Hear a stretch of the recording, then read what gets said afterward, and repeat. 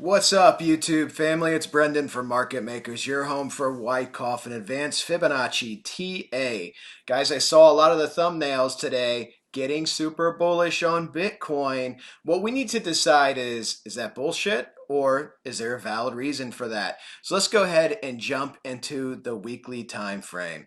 So the weekly time frame, you guys have seen my Navarro pattern if you've been watching my channel. I have had this advanced Fibonacci pattern, this X5 pattern since November. So we have our previous all-time high, grab your trend-based fib, to your market low, 28,790, to your current all-time high.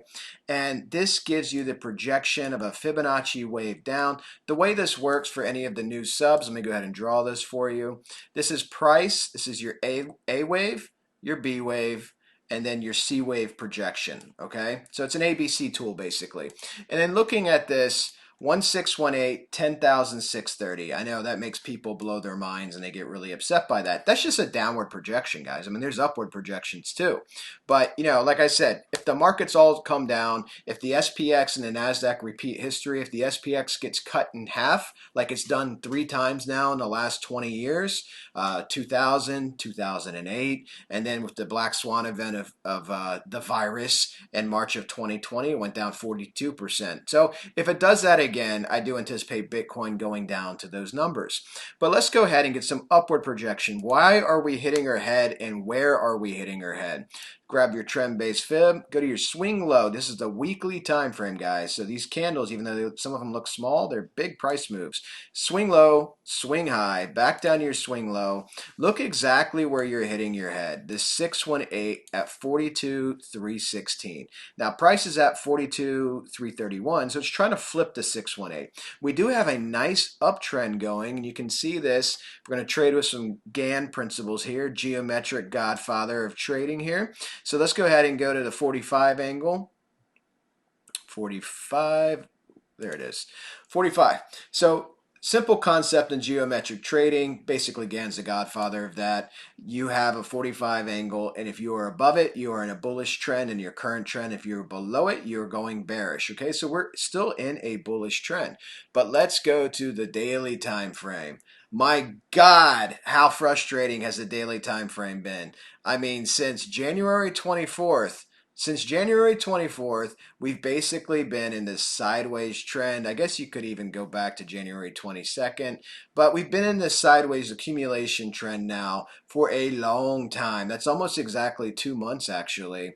And if you back it up even further, you can go to the 3 months if you want to go to your selling climax candle, right? But essentially, you have, again, you have not tested this moving average resistance since March 2nd. So it's been almost 3 weeks that you've tested this, or exactly 3 weeks that you've tested it, and we're so close to testing it.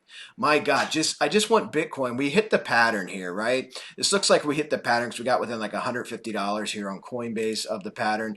I just want Bitcoin to come up and test this heavy resistance, either get rejected so I can trade it, or get above it and flip it so I can trade it and then look to move up.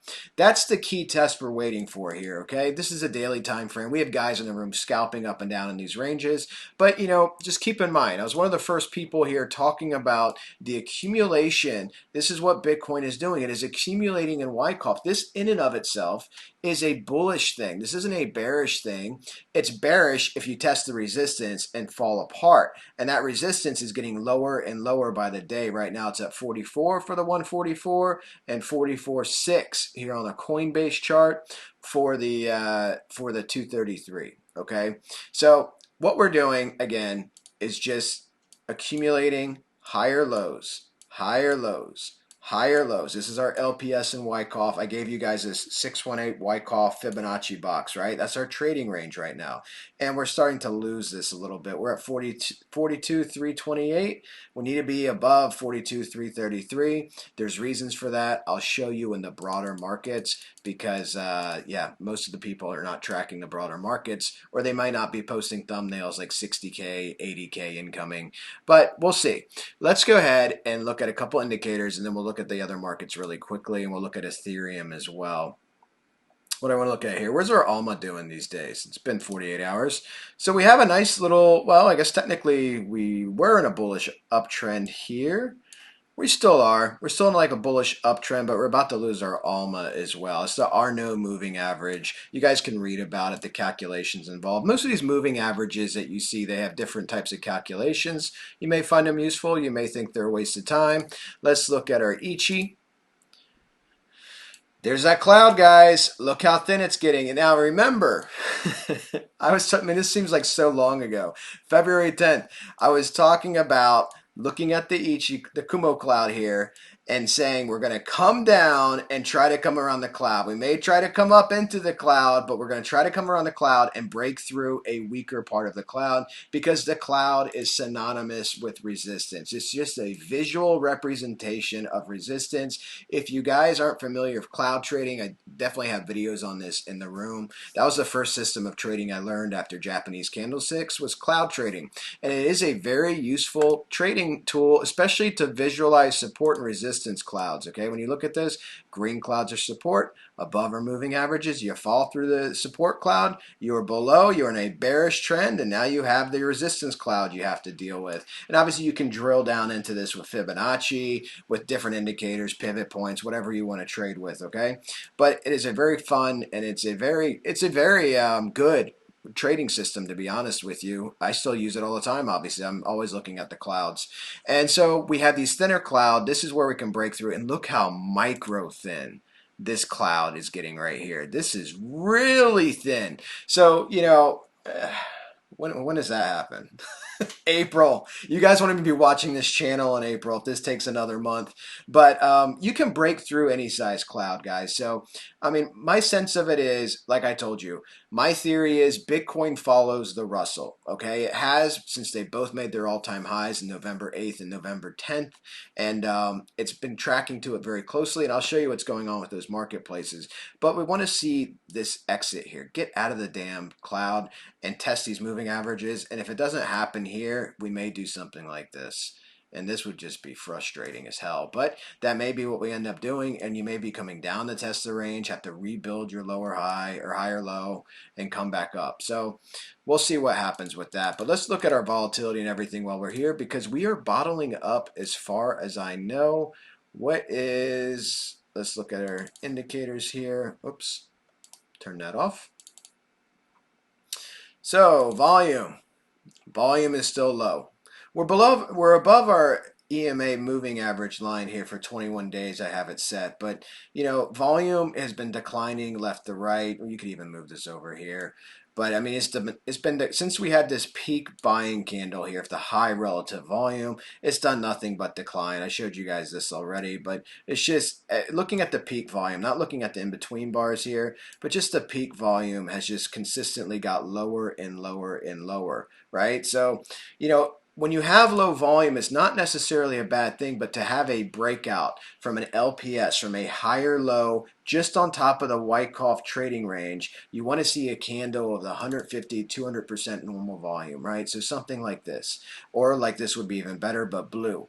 That's what you want to see to break out. Same with a breakdown. If you want to have a severe breakdown, you need a big volume bar to get some, velocity and price. You can see the accumulation. This is our accumulation distribution line. And again, if you pull this in just to see how much lower the accumulation is, and you can see the millions here, right? So you can just see how much lower this is and how bad it's gotten over time. Can I do a trend angle on this? That would be kind of cool. Let's see if we can do a trend angle.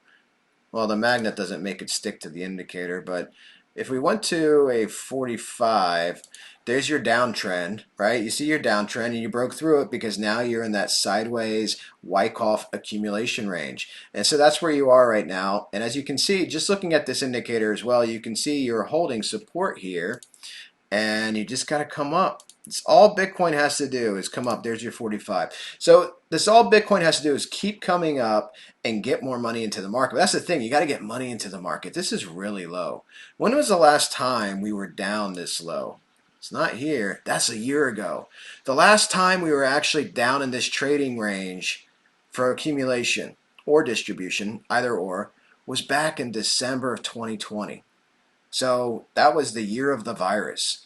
So in actual dollar numbers here, I mean, we're really low. Now, back where we're at now is higher, obviously, but this is, you see this in the marketplace, guys. I mean, the marketplace, I see people's YouTube views are really down. Mine are down significantly. Everybody's are down. I see some people's are down 50 to 70%.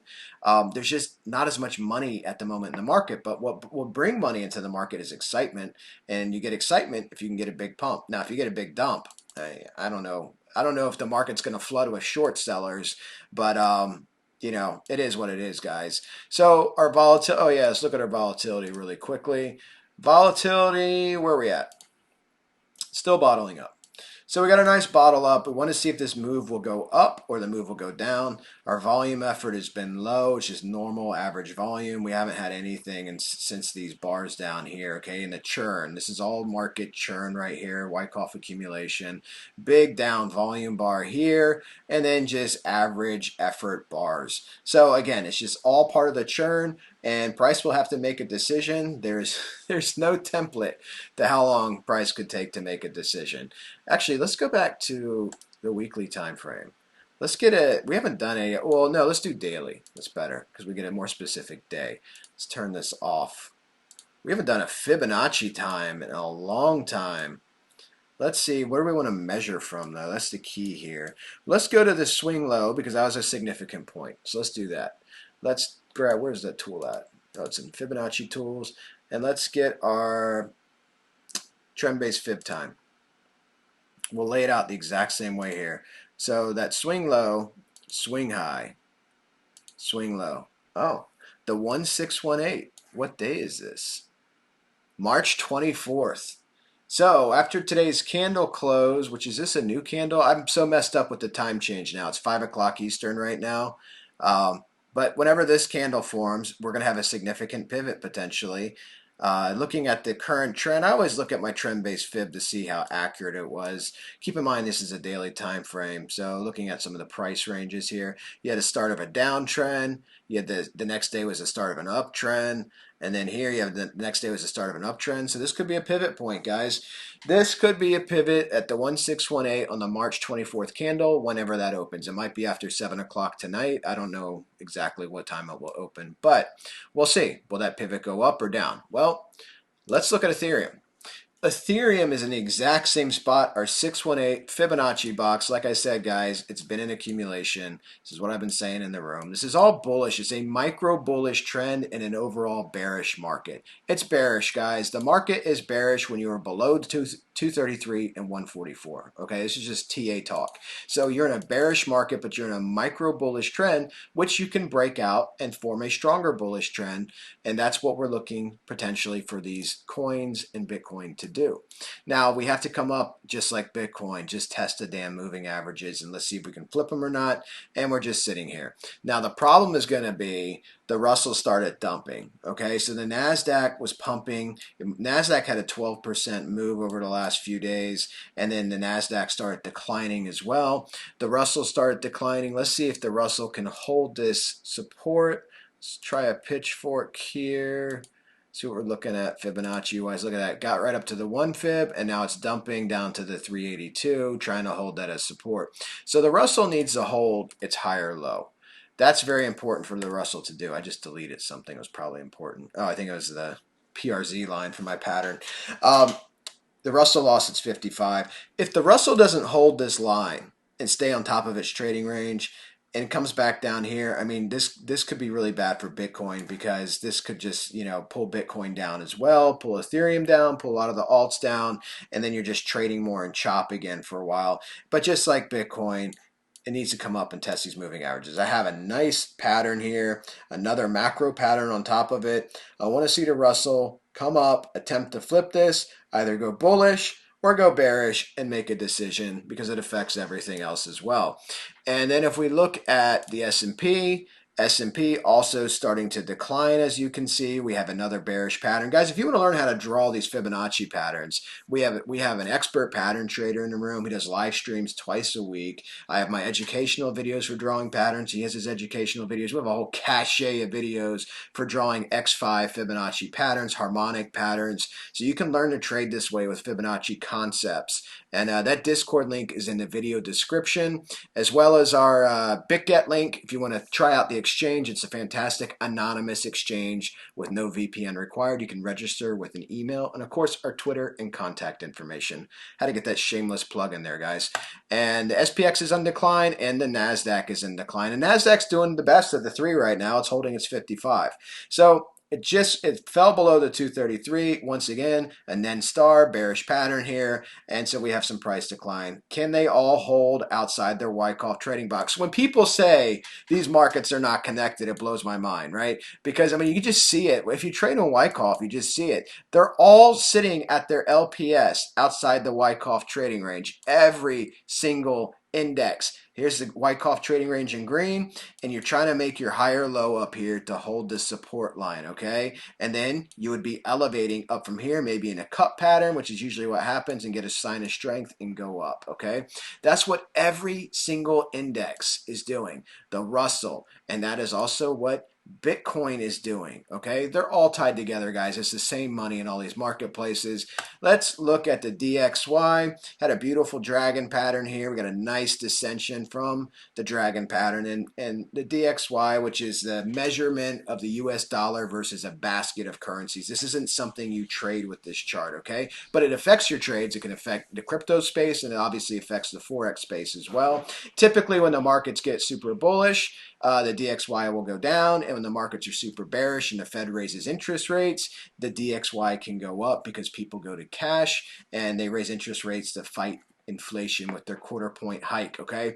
But that's what you see with the DXY, and the DXY has been on a tear. I mean, it's been going up. You see this? It's been going up for a while now.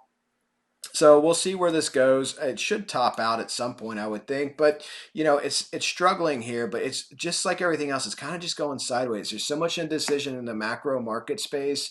You have indecision with what's going on with the conflict in Eastern Europe. You have indecision just with inflation versus investing your money in different assets.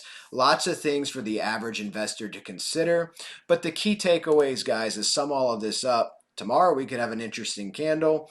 Bitcoin is still in accumulation, which in and of itself is a bullish thing to be in. If it loses some key support level and starts coming back down into your trading range, you have to hold your lows, your lowest low being 32.9, but you'd really want to hold the bottom of this Fibonacci box, which is 37.490. If you go below that, you run the risk of making new lows, okay? So that's where we're at in the marketplace, guys. Hope you enjoyed the video. Smash the like button, hit the subscribe button. Another video coming tomorrow, my friends. Talk soon.